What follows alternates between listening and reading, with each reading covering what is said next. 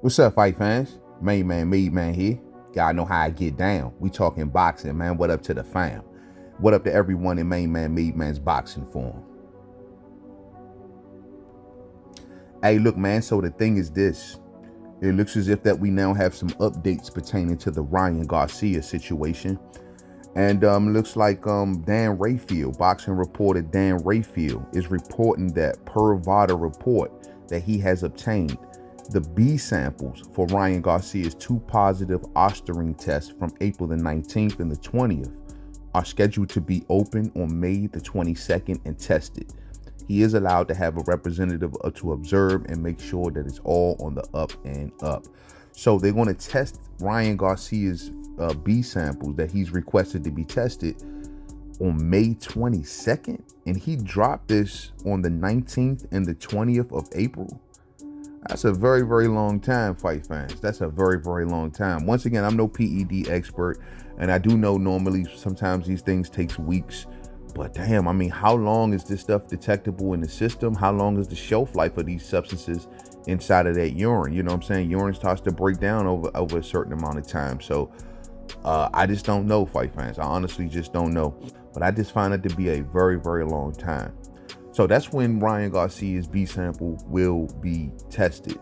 Also, Dan Rayfield is also reporting that he has obtained another report, the lab report that was sent to VADA over the April the 19th test, where in the April the 19th test, he came back positive for the ostarine, which is the SARMs, and he also came back positive for, or should I say positive but unconfirmed for the nandrolone metabolite that was in his system.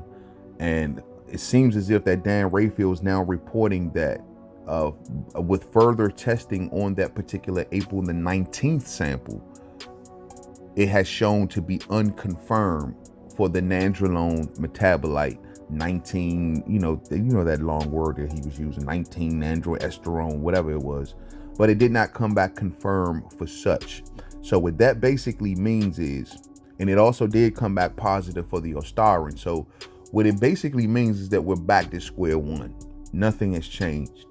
Before Dan Rayfield came out with this supposed tweet of the report that the lab had sent to VADA, the thing is that we were at a point of he was positive for ostarine, but we was not sure, and it was unconfirmed for the nandrolone metabolite. Now, per this report, it's stating that it cannot tell you the origin of such. Now, it's not saying that the metabolite was not in his system. The metabolite was in his system. And for those who don't understand what metabolite means, when you put a substance in your body forms metabolites. That's how they can tell what substance been in your body. So this particular substance had to have been in Ryan Garcia's body to produce this metabolite. Now, what they are not confirmed on seems to be, per this report, they're not confirmed. It came back unconfirmed again, but it did not say it came back negative. Now, I've seen reports that state that this stuff can occur naturally in the body in small amounts. That could be the case, you know what I'm saying? But they cannot tell the origin, whether it, I guess, occurred naturally in the body or whether or not he took something. But it still was there, so we really don't know. You know what I'm saying? It's not like it wasn't there. How come it never showed up on none of his previous tests with any other fighters?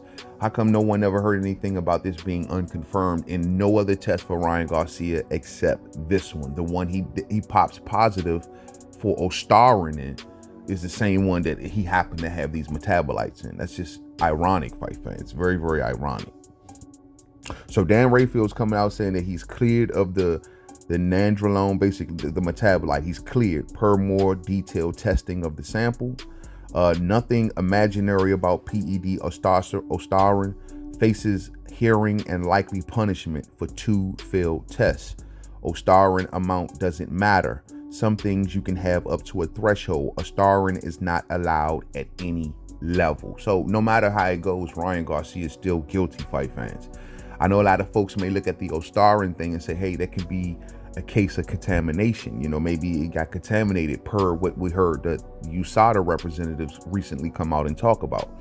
Well, fight fans, according to Dan Rayfield, it doesn't matter what the levels of Ostarin is. If it's there, you're guilty. Simple as that. It's a banned SARMs. If it's in your system, period, you're wrong. So for those who may be waiting on certain levels of stuff about Ostarin, I don't think that argument matters. But it does seem like that argument did matter when it came to the nandrolone. So we'll see how this all goes. 22nd will be the Bsample coming out for Ryan Garcia. That's a very long time, fight fans. And I know this kind of can be a bit confusing. For those who may be wondering, there was no third test done.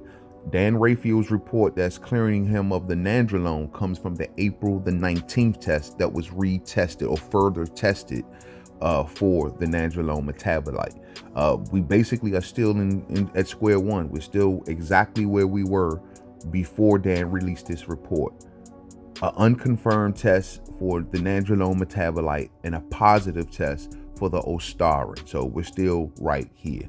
So we'll see how this all goes. Thumbs up on the way out if you didn't hit it on the way in. Share, rock the bells. I once again with this nandrolone metabolite just don't understand why they just can't come out and just say negative. Why they got to keep saying confirmed or unconfirmed or so on and so forth. You know what I mean? That means there got to be something going on. Just say freaking negative, man. You know what I'm saying? Whatever. To the next video, man. Peace out.